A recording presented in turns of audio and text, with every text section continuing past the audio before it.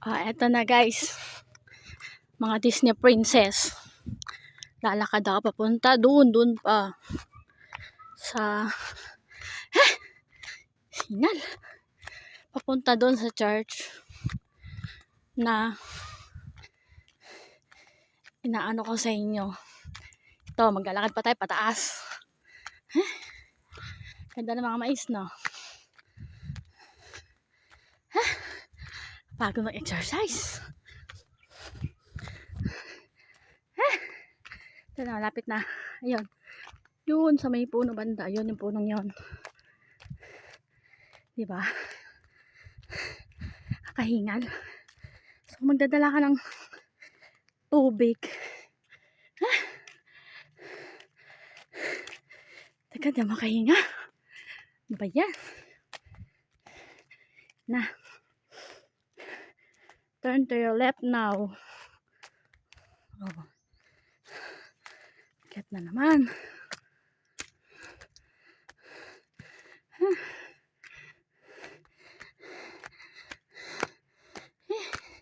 Aba, parang Tagaytay Pills tong simbahan dito.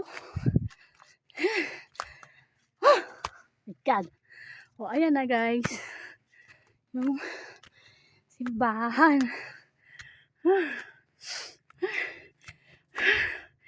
Ayan yung mga parang payag. So, ayan yung pinagawa ko CR dati. Magic ko. Ito, pinagawa ko dito na lamesa na to. Tapos, kasi sabi kong pinturahan yung amaka na yan. Tapos, ito, mag-extend ako ng yung para sa lababo. Dito nga yung kainan. Then dito naman yung lababo ilalagay. Tapos silipin natin yung simbahan. Yan. Ganyan siya. Ayun, dati yung puro kahoy pa yun siya.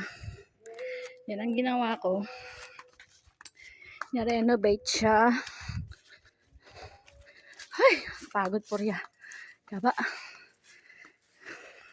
Silipin natin. Yun. Puro kahoy pa yung lamesa. Yung mga galing yan dyan sa may at si puro kahoy ang altar na yung sahig na yan.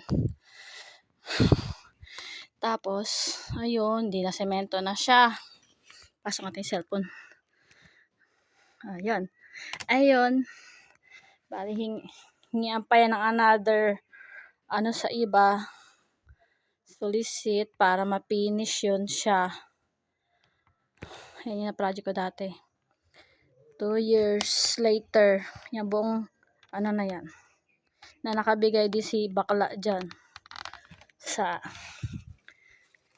nasemento yan. Ito yung buong ganyan.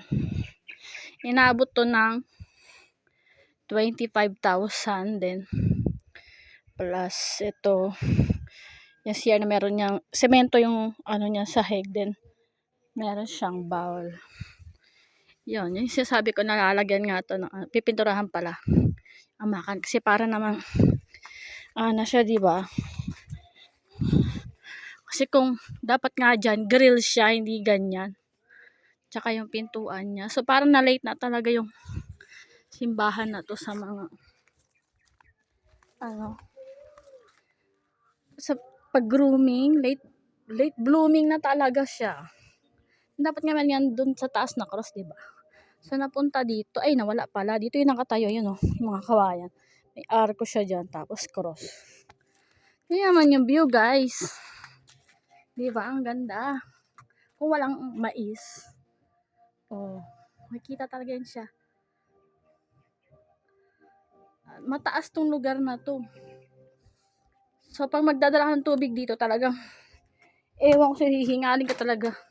So, dapat isang hakutan na lang siya. Para hindi siya paulit-ulit na may baba ka na naman, may baba ka na naman. O, ganyan lang siyang itsura, diba? Wala pa siyang finishing lahat. Ito yung inaano nila, hinahampas para mag-ingay maririnig ng buong bayan.